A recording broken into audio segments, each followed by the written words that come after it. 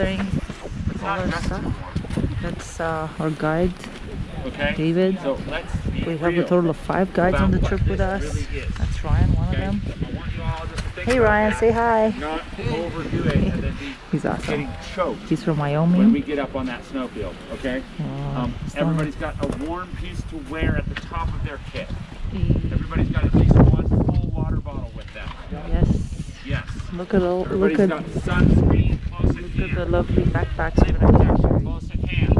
Everybody's got That's the van we came in. with their war paint. Patricia, war paint. Do it again, just for the fun of it. More. Yeah. I'm gonna put more sunscreen on because I got a pretty severe sunburn on my nose and cheeks the other night on the glacier at Mount Baker the other day. Wish us luck. The weather is interesting looking. Hi, my loves. How's it going? Greetings from our base, our campsite on Mount Rainier. We hiked up with our heavy backpacks for 5 hours since we left that parking lot, and finally came to this I guess you could call it the platform. You can't see anything. The whole time as we were walking here, it was softly snowing. At least the winds were not bad. And here we have our little setup. Back there is our washroom. Just like our amazing guides set that up for us. And this is our kitchen. Hey, what's up? This is my crib, my kitchen crib. Welcome to MTV Kitchen Cribs. Let me give you a tour. These are the steps. You walk down them like amazing like kitchen steps. you created. Look at this. Here's the shelf zone. That's where the magic shelf stuff happens. That's awesome. This is where we do the cooking. This is where the majority of the kitchen occurs. Okay. And that's it. Thanks for coming to my crib. This is Leland. He's one of the guides with Alpine Ascents. He joined us for the second leg of this trip, the Rainier leg of the trip. As you may recall, we were 6 days on Mount Baker.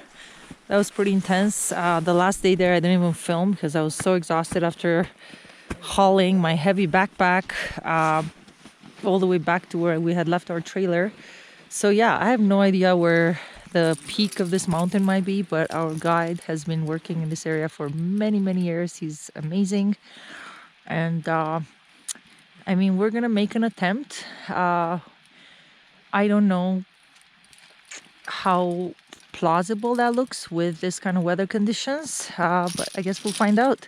So there are a total of 5 of us clients and 5 guides. I'm feeling pretty VIP.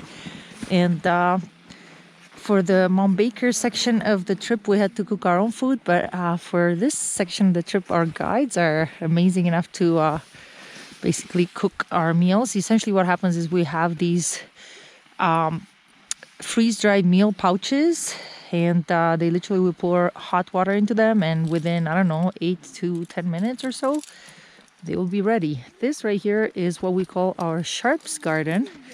This is where we put all our trekking poles and our ice axes and our, gosh, what do you call this? Our crampons, so that they don't scratch our tents or any of our belongings. Anyway, very exciting. I'm grateful I was even able to get down here. It was pretty intense and literally walking through pretty deep snow the whole time. But excited about the coming days, and I'll keep you posted. Hey, good morning everyone. Day 2 of our Mount Rainier trip, which is the second part of our Rainier-Baker 10-day mountaineering course with Alpine Ascents. And we are at our camp here on Mount Rainier, and I understand now that this is our lower camp. Yeah, and in case you're wondering about my face, I had to put some tape on it because exposed to the elements, it wasn't getting any better. The snow, it stopped snowing overnight, and now we have this beautiful vistas. So the plan today is we're gonna, that's my tent, I'm sharing with a fellow participant, and yeah, we're gonna be wrapping up this campsite and moving to a higher campsite. We're gonna be trekking for another approximately 5 hours today. Absolutely beautiful morning in the mountains. Again, that's our temporary campsite kitchen. And our guides just boiled water for us, and we had some instant oatmeal. And last night we had freeze-dried veggies. Actually, I don't know if they were freeze-dried, but dried veggie chili over which you just put boiled water, and in about 15 minutes you got a meal. Pretty yummy. And the main thing being out here in the mountains is you don't want to be carrying a lot of weight in your backpack. So whatever you can do to minimize the weight of the backpack is gonna make your life easier. Absolutely beautiful morning. And adelante, moving forward.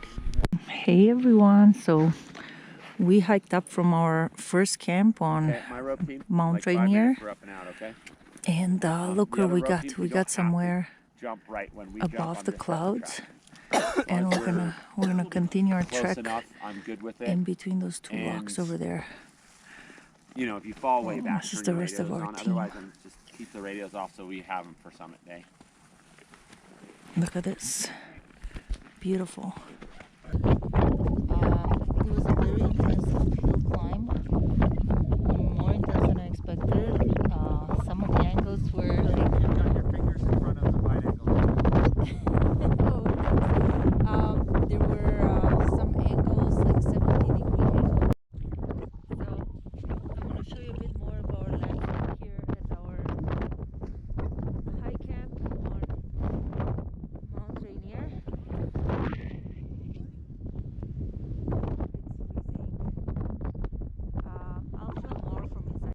Hey, so I am still on day 2 of our Mount Rainier climb, which is part of the 10-day Rainier-Baker mountaineering course I'm doing with Alpine Ascents.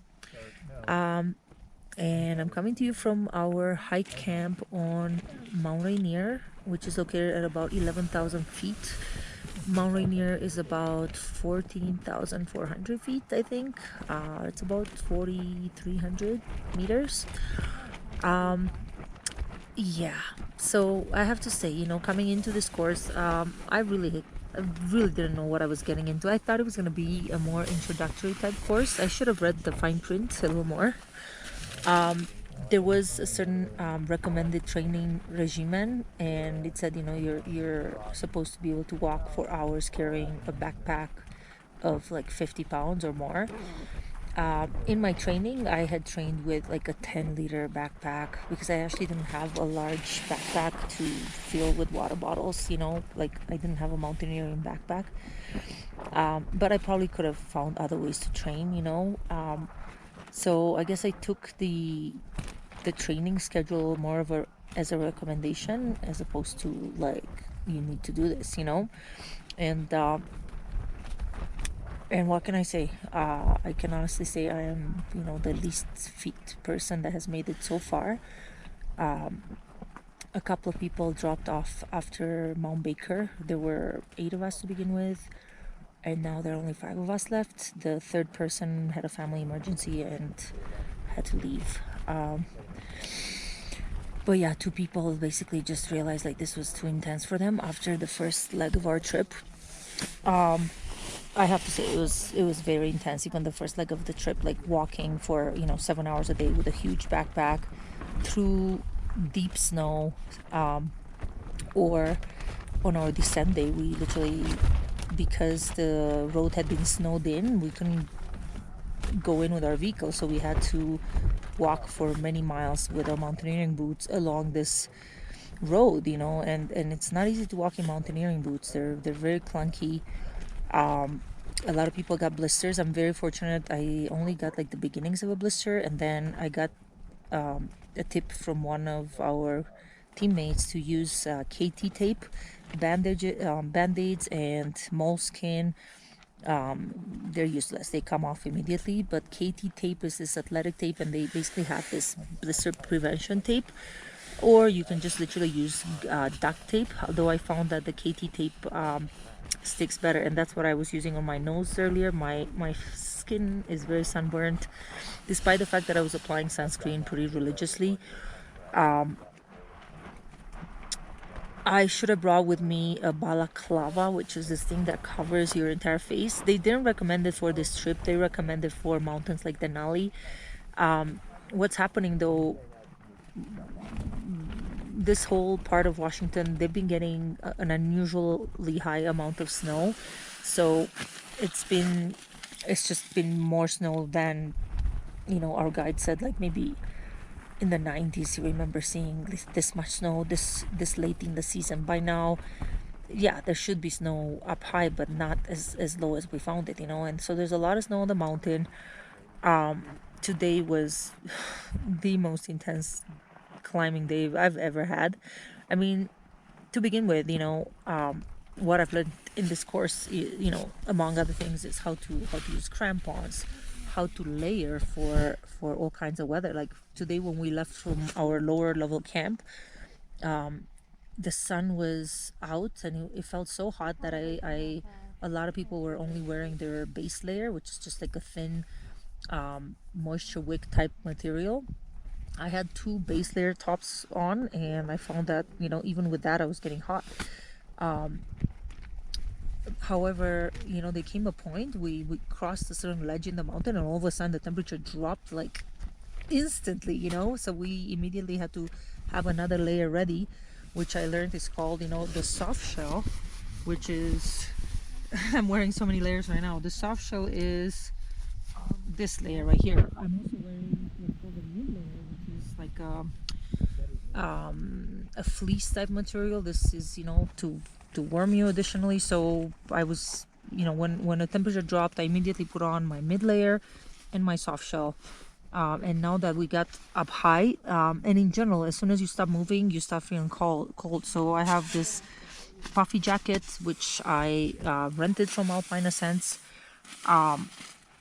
And I'm wearing these insulated synthetic puffy pants, which are literally a lifesaver with the cold wind of the mountains. The cold wind, just the cold in general. I also had to acquire this pieces of equipment here. Again, you could rent them, but I figured, I do plan on doing more mountaineering in my life. So this is a foam pad. Some people only use a foam pad. This is an air mattress, air pad. No matter I didn't dare to just come with this. I didn't want to be freezing, and so I did. Upon a coach's recommendation, I got this one as well. That's in this case, it's a 0 Fahrenheit or -18 Celsius sleeping bag that I also rented from Alpine Ascents. A lot of my peers have their own sleeping bags. Some are for even colder temperatures. I found that in this sleeping bag, I was only warm enough if I was wearing like multiple layers, including my synthetic puffy pants. The backpack I also rented from Alpine Ascents. For future trips, I do plan on acquiring my own backpack, especially for women. There are some brands that apparently are better than others. So our guide recommended the Osprey brand for women. Apparently, it fits better. And I'm also wearing, just in case you're wondering, so these are called gaiters, as I learned, and obviously these are worn. They basically go under your boot, and they protect you from the deep snow. And yesterday, many days this trip we were walking in deep snow, so we had to put them on. And once we get up on the glacier, I was also wearing the crampons, which again is something new to me. These are called double plastic boots. I think double insulated plastic boots. They have an inner liner, and then they have this hard outer shell, which makes them, at least in theory, waterproof. Some of my peers bought their own boots. This is the second pair I rented from Alpine Ascents, and the first one I wore for the Baker portion of the trip, especially after that last heavy descent day. I found them not very comfortable. These ones are a lot more comfortable. They're the same brand. They're called Kautz It's an Italian brand, but yeah, that's what, anyway, whatever it is, Kauflex or something. That's the brand that Alpine Ascents rents to their clients, for those who don't want to buy the boots. If you do want to buy your own boots, you're looking usually at, around the $700 range for the double plastic boots. If you have aspirations of climbing any higher mountains, there are the 8,000 meter boots, which have a built-in gaiter. Those are even pricier, and they're bulkier, but those would, keep people warm on the higher mountains. Anyway, I learned a lot on this trip. I overheard a couple of my, I guess I can call them teammates, or the people on this trip refer to this as type 2 fun or type 3 fun. I did not know what that meant. But now I know. Basically, it's not fun while you're doing it, because, like, honestly, it was grueling, like going up these steep slopes with this heavy backpack, because we had to carry our tents. Like, I'm sharing a tent with another client. But I had to carry the fly of the tent. He carried everything else. And in addition to that, all the different layers of clothing, like a bag of snacks, and any cosmetic products you want to use. Basically, all these pads, everything. It adds up. It adds up, and it was like more than I ever carried in my life for any length of time. Oh yeah, and when I signed up for this course again, I actually hired a mountaineering coach, because I told him I have certain mountaineering aspirations, and she's like, yeah, you should start with a training course. And listen, I didn't know, according to our guide for this course, David, this is the most intense course this company offers on Mount Rainier, Mount Baker. They have shorter courses, 3, 4, 5, 6 days, I think. But I figured, I better do a good one. What I didn't know about is, or I didn't pay attention, it didn't mean anything to me, I didn't do my research, you could say, was that the way they climb Mount Rainier. So Mount Rainier in general, it's not a joke. It's a glaciated mountain that basically has snow year round, especially up high on the mountain. But we're encountering snow, very early on. What I didn't know is that they're taking, like, for this particular course, the route we're taking is called the Kautz route, and that's a more difficult route. The most common route on Mount Rainier is one called the Disappointment Cleaver, which I know is a very funny name. I asked our guide why is he called that, and he explained that when Mount Rainier was first climbed and the original route was set up, that was the route for many years, and then I guess that route was a good one, but it had certain ledges that over the years became deteriorated, and basically the route became unusable.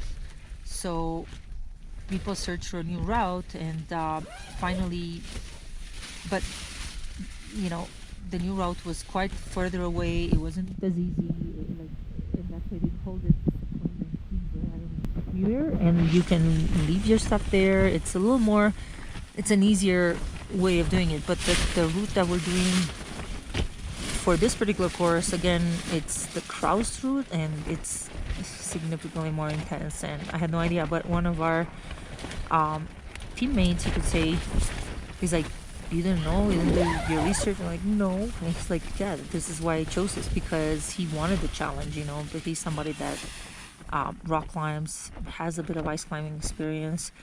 I haven't rock climbed in many, many years, since my early 20s. So, yeah, and not that rock climbing is needed for this particular course, but I think if you're somebody who does rock climb on a regular basis, you're going to find the whole thing just easier if you're in rock climbing shape. And alternatively, definitely stick to the training program that they recommend. Don't try to bypass or wiggle your way out of it, because you're going to be suffering like I have been for the past few days. Ha ha ha ha. Anyway, that's all I have to share for now. Cheers. Buenas noches, and wish us luck tomorrow for our summit attempt. Hey everyone, this is the vista we woke up to today. We are about to start our summit bid on Mount Rainier. Wish us luck. We're gonna be heading up that way. All right. I've got my face gear on. So we are our summit bid on Mount Rainier. Our first stop, we just climbed up this super steep slope. The view from here is absolutely beautiful, and we need to continue our climb. It's been steady climbing through the snow, pretty steep. That was supposed to be a nice climb, but I'm actually grateful there was a lot of snow, and we're basically walking up it, but like walking up a stairway. But yeah, it was a bit intense, but I'm just catching my breath, and we're gonna get to the next summit.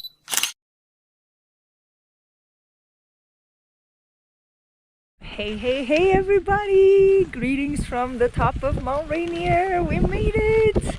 The weather cooperated and our guides were very supportive, even of people like myself who were at times struggling. But we made it! I'm so grateful. We are here. I know you can't see anything because we're in a whiteout. Well, we're in a cloud actually.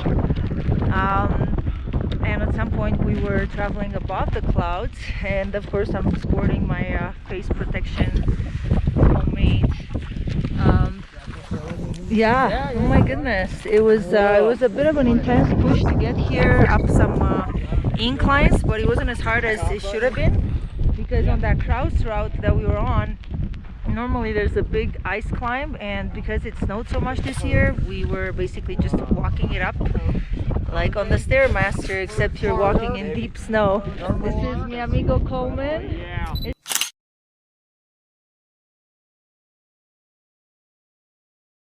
Hey everyone, Leticia here, coming to you from our hike camp on Mount Rainier. Windy Ridge. Today was Windy Ridge, says my tent mate.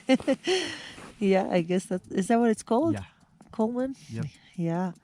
So yeah, I don't know. Yeah, it is a windy ridge that we're on. Anyway, today we made it to the summit of Mount Rainier. It was very intense. The hike up was very intense. It involved a number of steep inclines, covered with snow, partially covered with ice. And then once we got to I guess you could call it a bit of a plateau, that's where you have, some huge crevasses that we passed quite close to. Of course, we're traveling all roped in, which is for safety. Every time you travel on a mountain, you travel as part of a rope team. This is something I learned on this course. It was really cool. And the most interesting part was finally when we got to the summit. It was a little bit anticlimactic because we were in a cloud, in a white cloud, and you could not see the valley down below. It was completely white, but I mean, I trust our guides that they took us to the actual summit. I'm sure it was. And then on our way back down, this particular uphill, which I understand that normally it's an ice climb, but because it had snowed so much, we just basically hiked up on it, and it was quite intense of an uphill. On the way down, our guides is like, yeah, we're gonna ice climb this down, and like basically we each had 2 ice axes, and I was just freaking out. I didn't want to do that, but like, Leticia, nobody really cares, to hear you complain, so get to it. No.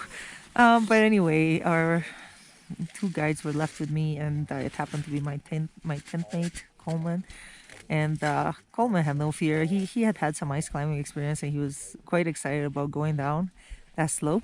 Ain't that right, Coleman? Mm-hmm. Anyway, listen, we came back. We're exhausted. Well, yeah, pretty tired. My muscles are hurting. It was a very cool experience. It was actually not that bad. the ice, you could hardly feel the ice because it was basically covered in snow, and it wasn't a vertical slope. It was inclined, maybe, I don't know, 75, 80 degrees up at the top, and then it just became more and more manageable, and then it basically, our guides explained that basically it just balls out into fluffy snow. So even if we had fallen, which it's very unlikely because we were all roped in with multiple people, and we had been taught anyway something called self-arrest. So if you're falling, you basically hook your ice axe or your ice tool, and there's a way you can make yourself stop from falling. Not that I would have wanted to experience that, God forbid, So I was very careful as I was coming down, and then at the bottom of that slope, well, about maybe there was maybe about 25% left of the slope, and then our guides all of a sudden said, "Okay, now you don't have to ice climb anymore. You can just walk down." But it felt like still so steep, and you're facing this steep incline, and it's like, yeah, you just you dig your heels in with your crampons and just walk normally. I'm like, oh no, I didn't want to do that. But they assured me that it was safe, and they were all doing it, and so I did it as well. I got over my fear. I'm pretty proud of myself. Well, not that I was given much choice. I mean, I could have continued to ice climb, but my coach, one of the guides, Ryan, was like, "Leticia, it's very easy. Don't worry, it's safe. Just dig your heels in just like this." And indeed, after I took a few steps, I realized like it wasn't that bad. And we made it back to basically the bottom of that slope, and there was a funny moment in there when I said to Coleman, "Man, that was a big ass hill." And he's like, "It's a mountain." Like, yeah, thanks for the reminder. It was really funny, and anyway, very memorable day. Overall, we hiked for 9 hours. We left camp at like 8:30 a.m. this morning and got back around 4:30. I don't know. So yeah, my shoulders are hurting. Our backpack was significantly lighter than yesterday, for example, or the day before, because obviously we had left some stuff here, like our tent, sleeping bags, all of that. But even with just a number of changes of clothes and water, I don't know. Once you're up there for a while, you feel it, or at least I did. So definitely need to increase my fitness for my future adventures. But in any case, it was just absolutely amazing. Amazing experience. I'm proud of myself for even being able to, go this far, pushing myself. And yeah, I'm actually kind of surprised that I was able to, you know, go on for that many hours. I mean, yeah. And tomorrow we have another long day ahead of us. I may or may not be able to record anymore because this is the last battery I have. GoPro batteries die really fast in this in the cold, and my backup charger seems to be out of juice also. So anyway, yeah, tomorrow the plan is that we're gonna down climb all the way from high camp, which is about 11,000 feet, to basically the parking lot where we left our Alpine Ascents van and trailer. And I don't know how high that is, but it is some distance up the mountain. It's not like ground zero.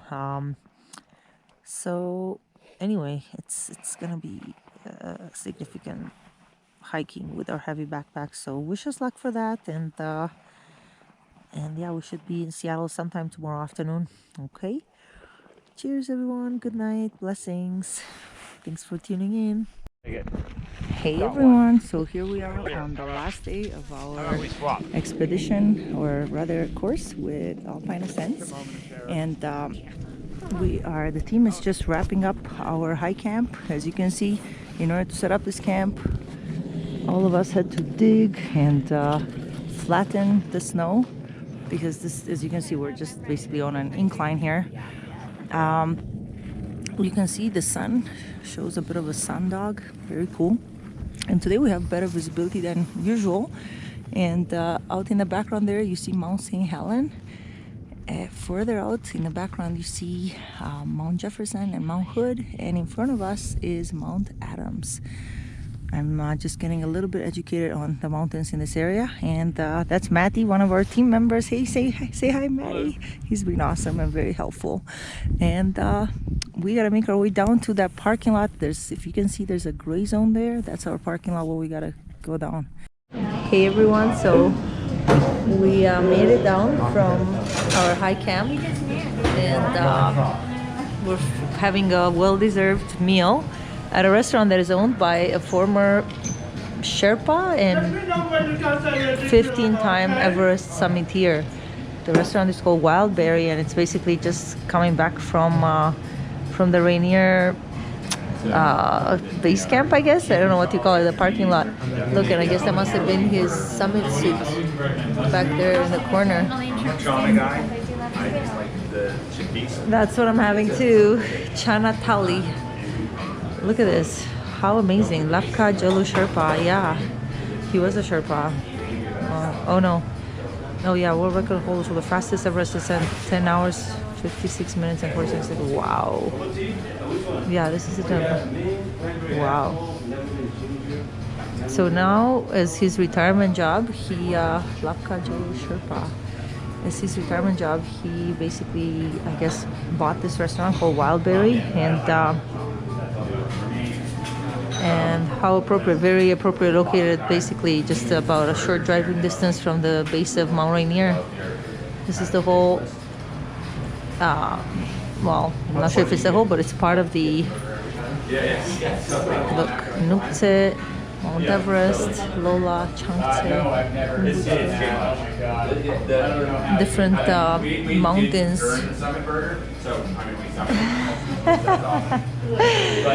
They have a summit burger on the menu. How cool. So cool. Hello my dears, Leticia here. I am back in Playa del Carmen after my mountaineering course on Mount Baker and Mount Rainier with Alpine Ascents. What can I say? The course was a great learning experience. It was more intense than I expected, as I already stated in some of my video segments. It was an eye-opener in terms of my mountaineering aspirations. I realized that I definitely need to get in a lot better shape physically to climb mountains. And I mean, and that there's definitely a difference between climbing, you know, trekking up a mountain versus going up on a glacier with mountaineering boots and crampons. That's a very different situation. And again, I'm grateful for everything that I learned. And what can I say with regards to this 10-day course? For anybody who has mountaineering aspirations, I would say you have to be in really good physical shape. And you know, on the course website, they were recommending, well, they said that participants in this course have to be able to carry a 50 to 60 pound backpack for hours on end, you know. And my mistake was that I didn't train with a heavy enough backpack going into this course. I only trained with maybe a 20-pound backpack. I didn't have a larger backpack to fill it up with water. If you're going to be taking a course like this where those are the recommendations, definitely get yourself a mountaineering type backpack, a large backpack like 100 liters. You could always you know, you don't, if you don't have to carry as much, you don't have to, but at least a larger backpack would allow you, for someone who is not as adept at compressing all your packed items, which I certainly wasn't, a larger backpack would have been better. Anyway, again, I'm grateful for the experience, and even though it was very tough, I'm very grateful that we did make it, you know, to the top of Mount Rainier. And like I said, you know, unbeknownst to me, the route that we took for this course, the Kautz, I think it was called Glacier route, it was not your typical, it was not the usual route that most people take when climbing Mount Rainier. So I kind of got into the deep end with this one, but it was really good. Anyway, I'm just glad for all the learning experiences, and I am looking forward to continuing my mountaineering adventures. At the same time, I'm definitely going to get myself on a much more serious training program so that I will enjoy the experience a little more as opposed to struggling and just feeling yeah, it was quite intense. Okay, that's all I wanted to say for now. Thanks for tuning in. Blessings.